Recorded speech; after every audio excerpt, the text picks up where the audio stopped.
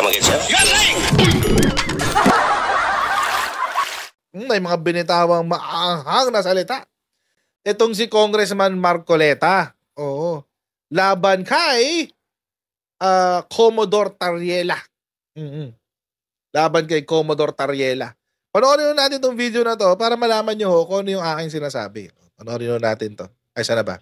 Okay. Saying that there's no such thing as the West Philippine Sea. What did you mean by this, Congressman, exactly? Para medyo malinaw po sa atin lahat.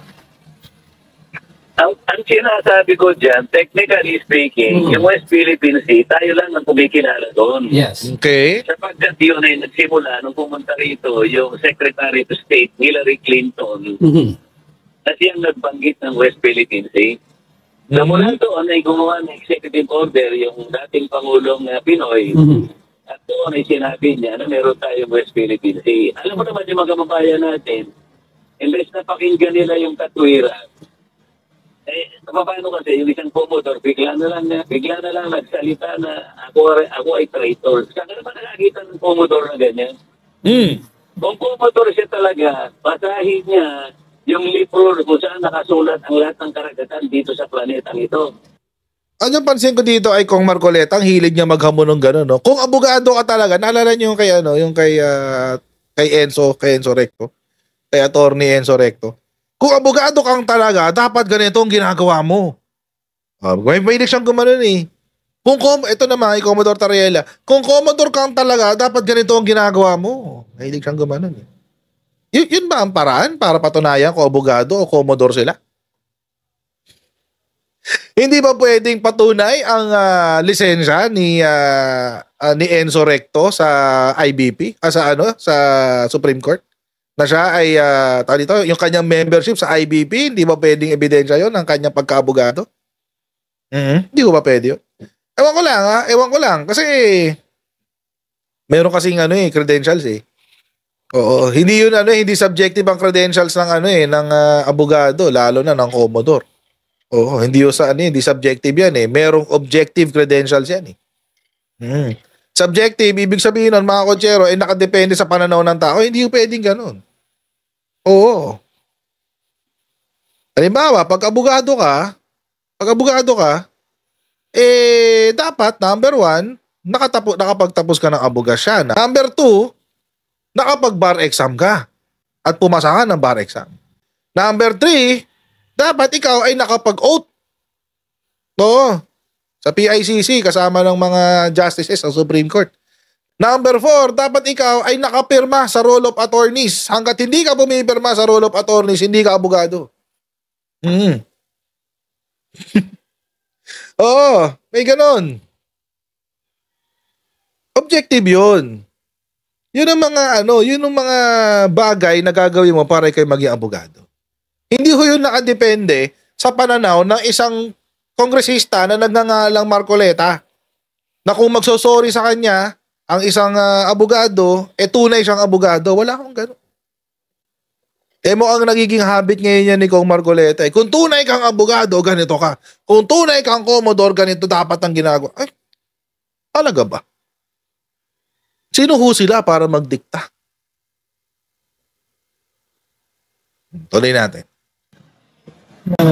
Meron ba siyang mababasa ang West Philippines? Hindi ko sinasabing huwag tayong magkaroon ng ganong katawagan. Pero ang sinasabi ko, yung West Philippine Sea, ito yung exclusive economic zone. Kaya ko lang sinabi yun, sapagkat nung pinatawag ang mga vloggers, ginagamit daw yung kung sino-sinong vloggers, mga fake news. At sabi ng CICC, kailangan i-educate natin ang mga Pilipino. Okay naman yun, sabi ko, tama na educate natin ang Pilipino sa komplikasyon at sa complexities ng bahagi na yan ng ating karagatan. Sapagkat marami ang hindi nakaka-intindihan. Kung magpa-vlog sila, hindi nila alam ang tuntunin at pinagmumulan, napapahiya lang tayo kasi hahanapin ng mga vloggers ng ibang bansa, halimbawa, ano na pinagtatalong ng Philippines. Hindi naman nakasulat yun eh. Pero kahit walang pangalan yun, ang hilog, hindi nakasulat? Mamaya, pakita ko sa inyo sa nakasulat. Gusto kong ipakita, ipaalam sa lahat ng mamaya. Kahit huwag nating pangalanan yun, atin talaga yun. Yun Uy, ay kabig ah. exclusive economic zone.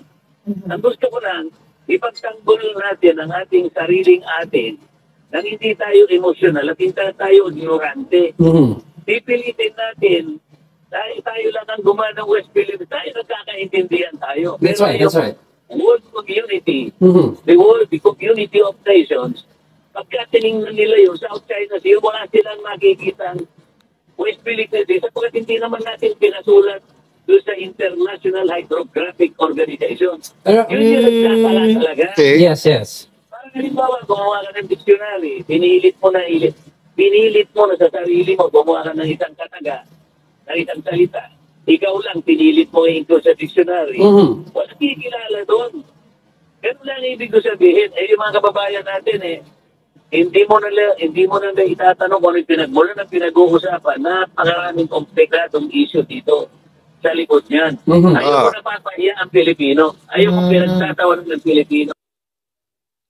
Congressman, wala naman problema kung aaminin mo ikaw yung napahiya eh. Baka irespeto ka pa namin. Legit, ako mga kotsero, very ako dyan kay Kong Marcoleta. Kasi yan eh.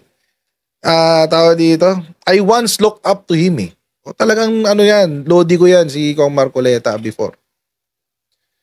Before siya nagkaganito. Kasi merong panahon na nasa ayos naman siya. Wag tanggapin na natin yun. Merong panahon sa kasaysayan ng Pilipinas na nasa tama si Kong Marcoleta. Oo. Napariwara lang naman siya, napasama siya kay Duterte. Doon siya napariwara eh. Nung inumpisahan na niyang ligawan si Duterte, ayun, doon na siya napahiya. Oo. Wala naman problema. Mag-sorry ka na lang. Pasensya na po kung na-offend ko pong sambayan ng Pilipino nung sinabi ko na imbento lang ang West Philippine Sea. Pwede naman ganun. Sana hindi na lang siya nagsalita ng ganito kasi lalo lang siyang nadiin sa kumunoy ng kanyang sariling kalokohan. Diba ganun yun eh. Ang sabi, kapag ikaw daw ay kinakain ng kumunoy, huwag kang gumalaw, huwag kang mamiglas. Oo, kasi lalong mas bibilis ang paglubog mo. Ganyan nung ngayon ang ginagawa ni Kong Marcoleta, nagpupumiglas siya, nilalabanan niya yung kumunoy. Yan doon lalo siyang lumulubog. Kahit pangalanan natin o hindi natin pangalanan, yung exclusive economic zone, ilaban natin yan hanggang sa huling patak ng ating dugo. Atin yan. Yun. Pero tayo magpapaka-ignorante. At Katulad ng Commodore Huwag tayo magpapaka-ano? hanggang sa huling patak ng ating dugo. Atin yan. yun. Pero tayo magpapaka-ignorante. Huwag doon tayo papaagago at papa-ignorante katulad ni... At Katulad ng Commodore na yun. Bilang ganito na siya, kumampi lang siya sa mga Duterte. Hindi ko alam.